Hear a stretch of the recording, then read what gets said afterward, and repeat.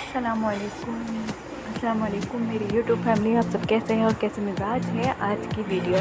अच्छा, ये वीडियो एक छोटी सी वीडियो है। ये सूजी का हलवा पहले से ही बना हुआ था और ये इसकी ना फ्लैश लाइट वगैरह जो इतनी अच्छी नहीं थी, मगर मैंने फिर भी है ना इसको रिकॉर्ड करके डाल दिया है।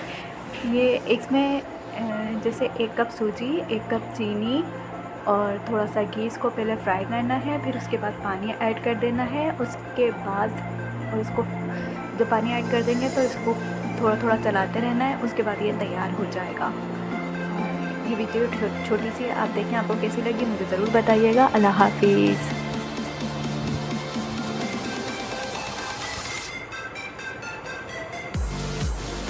छोटी छोटी सी ये इसकी फ्लैश लाइट इतनी अच्छी नहीं थी। नेक्स्ट टाइम कोई हलवा बनाऊंगी तो इंशाल्लाह वो अच्छे से उसकी फ्लैश लाइट वगैरह सब ऑन करके